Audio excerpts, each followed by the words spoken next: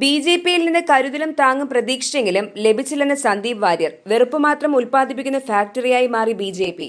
അതിൽ പെട്ടുപോവുകയായിരുന്നു താൻ. ജനാധിപത്യം മാനിക്കാത്ത, ഏകാധിപത്യം മാത്രം കാത്തുസൂക്ഷിക്കുന്ന പാർട്ടിയിൽ വീർപ്പുമുട്ടി കഴിയുകയായിരുന്നുവെന്ന് സന്ദീപ് പറഞ്ഞു. ബി.ജെ.പിയിൽ നിന്ന് കോൺഗ്രസിലേക്ക് എത്തിയ സന്ദീപ് വാര്യർ മാധ്യമങ്ങളോട് സംസാരിക്കുകയായിരുന്നു. മതേതരത്വം പറഞ്ഞതിന്റെ പേരിൽ ബി.ജെ.പി നേതൃത്വം തനിക്ക് വിലക്ക് കൽപ്പിച്ചു.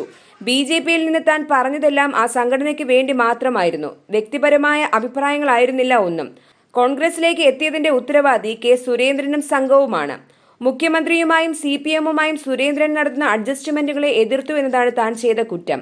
കരുവന്നൂരും കൊടകരയും തമ്മിൽ പരസ്പരം വെച്ചുമാറുന്നത് എതിർത്തു എന്നതാണ് താൻ ചെയ്ത കുറ്റം. ധർമ്മരാജന്റെ കോൾ ലിസ്റ്റിൽ പേരില്ലാതെ പോയി എന്നതാണ് താൻ ചെയ്ത കുറ്റം. ഇതൊക്കെ ഒരു കുറവാണെങ്കിൽ അത് അംഗീകരിച്ചുകൊണ്ട് ഇനി സ്നേഹത്തിന്റെ കടയിൽ അംഗത്വമെടുക്കുകയാണെന്ന് കോൺഗ്രസിനെ വിശേഷിപ്പിച്ചുകൊണ്ട് സന്ദീപ് വ്യക്തമാക്കി.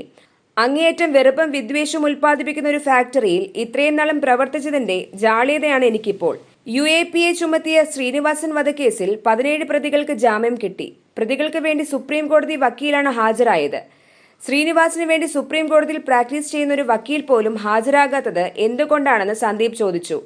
തന്നെ കോൺഗ്രസ് പാർട്ടിയിലേക്ക് സ്വീകരിച്ചതിൽ KPCC അധ്യക്ഷൻ കെ സുധാകരനും പ്രതിപക്ഷ നേതാവ് VD സതീശനും AICC നേതൃത്വത്തിനും സന്ദീപ് വാര്യർ നന്ദി അറിയിച്ചു.